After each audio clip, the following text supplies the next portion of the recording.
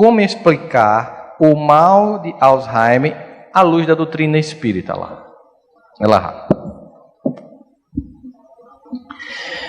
Novamente, boa tarde para todos. Nós temos uma obra de André Luiz, é o 5º volume da série, chamada No Mundo Maior. Essa obra relata 30 dias de experiência de André Luiz, dentro de na época, chamado manicômio. Então, eles vão observar vários casos que acontecem lá dentro e outros fora dessa instituição, tentando interpretar os fenômenos que a gente tem observado em termos dos dramas mentais. E lá, André Luiz faz uma divisão do cérebro em 3 partes. A parte do fundo é o passado, a parte do centro o presente e a parte frontal o futuro. Então ele observa que alguns espíritos, em função dos conflitos que possam ter de outras existências, ou até desta própria existência, algumas áreas do cérebro estão menos iluminadas.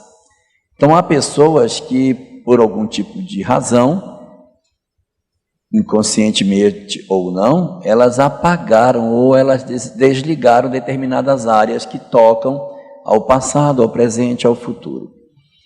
Então há um caso em que ele relata a história de um homem sentado numa cadeira, um senhor já idoso, sentado numa cadeira, olhando para frente fixamente, completamente alienado do que se passa em seu derredor. Então, aí ele vai fazer a investigação do cérebro e percebe que somente a parte última, a do passado, é que está ligada. O presente e o futuro estão muito fracamente iluminados. Por quê? Porque o espírito, por algumas razões, fez uma desconexão da sua própria vida em função de sua história, que pode estar relacionada com a atual existência ou com o próprio passado. Então, voltando à pergunta colocada, a questão do Alzheimer, que significa, de certa maneira, essa conexão, desconexão presente e futuro dentro do psiquismo humano, tem a ver com os reflexos que o espírito tem. Então, nessa cena específica, o mentor pede para que André Luiz observe. O homem está numa situação quase catatônica, ou seja, imóvel, na sala olhando, aí assim, quem olha de fora observa ele absolutamente inerte. Agora investiguemos a mente. Quando eles investigam a mente, o passado, o que ele fez de outras vidas ou desta vida, coisas que ele havia realizado estão efervescendo dentro da mente, ocuparam o espaço e ele então, para não permitir que ele se sinta culpado pelo que fez, ele bloqueia e sai. E aí é importante observarmos que mais 2 aspectos sobre isso. O primeiro é que quem está doente é o corpo, mas o espírito está lúcido, então é importante que a gente observe que isso é um processo temporário.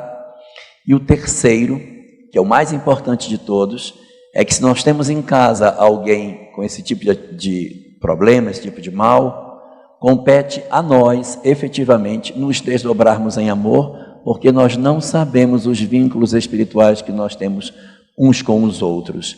E às vezes o pai difícil, a mãe complicada, que tem Alzheimer ou outro tipo de mal, é a nossa grande oportunidade para nós darmos sentido à nossa próxima existência. Às vezes a existência inteira que a gente viveu, todo o aparelhamento que a gente recebeu em termos de instrução, de religião, de preparação, foi para viver essa experiência, que pode ser o nó que nos prende na cadeira. Então, a hora que eu me libertar disso, eu vou progredir significativamente. Muitos de nós já avançamos em várias áreas, mas na área do sentimento ainda há um pequeno problema para ser resolvido. E o que Deus faz? Nos reúne em família e coloca este companheiro dentro de casa. E muitas vezes nós não temos a condição financeira até de sair fora. Somos a filha que não casou e ficamos com os pais que depois adoecem. É a nossa chance, é a nossa oportunidade. De certa maneira, em resumo de tudo isso que o Rossandro falou hoje, que hoje o Haroldo falou, que a Eulália falou, que eu falei, a gente poderia resumir isso numa frase. Gente, acabou o mimimi. Não tem mais Agora é a gente se dedicar, se transformar e aproveitar as oportunidades que a vida dá para que a gente possa usufruir o melhor. Males espirituais? Sim, mas para nós, grandes soluções morais se soubermos aproveitar.